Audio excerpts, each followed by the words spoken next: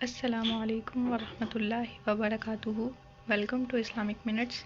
آج کا ہمارا ٹاپک کھانے کے آداب اور کھانے پینے والی اشیاء کے احکام پر ہے۔ کھانے کے آداب اسلامی تعلیمات کا اہم حصہ ہیں۔ یہ خوش اخلاقی اور احترام کی عکاسی کرتے ہیں۔ آج کے ٹاپک میں ہم اہم آداب اور احکام پر روشنی ڈالیں گے۔ سب سے پہلے بسم اللہ کہنا۔ کھانا شروع کرنے سے پہلے بسم اللہ یا کھانے کی دعا پڑھنا افضل ہے۔ اس کے بہت سے فائدے ہیں، جیسے کہ برکت کا ذریعہ۔ کھانا کھانے سے پہلے بسم اللہ کہنا برکت کا باعث بنتا ہے۔ شکر گزاری یہ اللہ تعالیٰ کی نعمتوں کے لیے شکر ادا کرنے کا طریقہ ہے۔ اور روحانی تعلق، بسم اللہ کہنا ہمیں اللہ تعالیٰ سے جوڑتا ہے اور ہماری نیت کو پاک کرتا ہے۔ دوسرے نمبر پر دائیں ہاتھ سے کھانا کھانا۔ دائیں ہاتھ سے کھانے کو پاکیزگی کا نشان سمجھا جاتا ہے۔ چونکہ صفائی نصف ایمان ہے، اس لیے ہمیں دائیں ہاتھ سے کھانا چاہیے۔ دائیں ہاتھ سے کھانا کھانے سے سنت کی پیروی ہوتی ہے۔ یہ حضرت محمد صلی اللہ علیہ وآلہ وسلم کی سنت ہے۔ اور دائیں ہاتھ سے کھانا کھانا آسان اور قدرتی ہوتا ہے۔ آگے کھانے کا احترام ہے کہ جو کھانا ہم کھاتے ہیں یا بچا دیتے ہیں، دونوں کا احترام ہم پر لازم ہے۔ اس کو ضائع کرنے سے منع کیا گیا ہے۔ محفوظ کرنا، بچے ہوئے کھانے کو محفوظ کریں۔ یہ اسراف سے بچنے کا طریقہ ہے۔ اس سے کھانا ضائع ہونے سے بچ جاتا ہے۔ اگر بچا ہوا کھانا دوسروں کو دیں تو یہ صدقے کا ذریعہ ہے۔ کھانے کو ضائع نہ کریں، یہ اللہ کی نعمت ہے اور اس نعمت کا احترام ہم پر لازم ہے۔ آگے کھانے کی مقدار کا خیال۔ اس سے صحت پر بھی اثر پڑتا ہے، جیسے کہ ضرورت کے مطابق کھانا کھانا صحت کے لیے بہتر ہے۔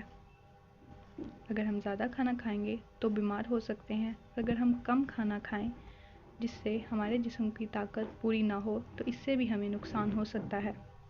اعتدال، زیادہ کھانے سے پرہیز کریں، یہ جسمانی اور روحانی صحت کے لیے ضروری ہے۔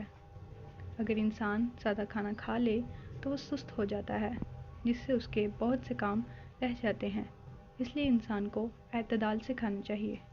اور برکت، کم کھانے میں برکت ہوتی ہے۔ کھانے کے بعد شکر گزاری، چونکہ کھانا اللہ تعالیٰ کی نعمت ہے، اس لیے اسے شروع کرنے سے پہلے بھی ہمیں اللہ تعالیٰ کا شکر ادا کرنا چاہیے، اور اس کے ختم کرنے کے بعد بھی ہمیں اللہ تعالیٰ کا شکر ادا کرنا چاہیے۔ کھانے والوں کے لیے برکت کی دعا کرنی چاہیے۔ اللہ تعالیٰ کی دی ہوئی نعمتوں کی قدر کرنی چاہیے، چونکہ کھانا بھی اللہ تعالیٰ کی نعمتوں میں سے ہے، اس لیے ہمیں اس کی شکر گزاری اور اس کی قدر کرنی چاہیے، نہ کہ اس کو ضائع کرنا چاہیے۔ اور الحمدللہ کہنا، کھانے کے بعد الحمدللہ کہیں، یہ شکر گزاری کا مظہر ہے۔ اجتماعی کھانا، بعض اوقات انسان کو اکیلے کھانا پڑتا ہے۔ بہتر یہی ہے کہ وہ سب کے ساتھ مل کر کھائے، اس میں باہمی اتفاق پیدا ہوتا ہے۔ دوسروں کو کھانے کی دعوت دیں، یہ محبت اور اخوت کا ذریعہ ہے۔ کھانے کے دوران دوسروں کے ساتھ اچھے سلوک کا مظاہرہ کریں، اور کھانے کے دوران مفید اور خوشگوار گفتگو کریں۔ پھر حلال اور حرام کھانا، یہ کون سا کھانا حلال ہے جس کو اللہ تعالیٰ نے ہم پر حلال کیا ہے، اور کون سا کھانا حرام ہے جس کو اللہ تعالیٰ نے ہم پر حرام کیا ہے۔ حلال کھانا، ذبح شدہ جانور، وہ جانور جس کو اللہ کے نام پہ ذبح کیا گیا ہو، وہ جانور کھانا حلال ہے۔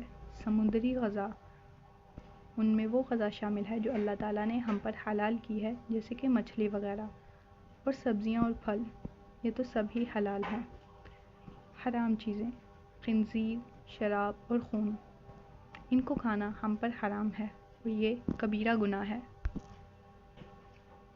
کھانے کے دوران گفتگو کرنا، ویسے تو کھانے کے دوران ہمیں خاموش رہنا چاہیے، لیکن اگر گفتگو کریں تو وہ خوشگوار ہو، مہذب گفتگو ہو۔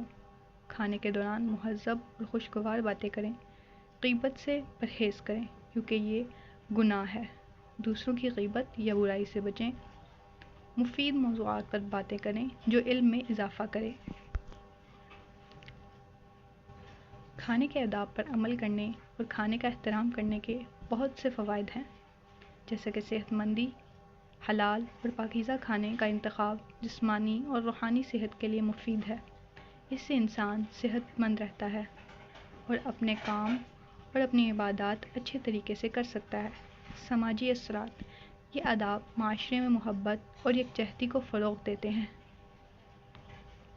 روحانی فائدے: کھانے کے آداب کی پیروی سے روحانی زندگی میں بہتری آتی ہے۔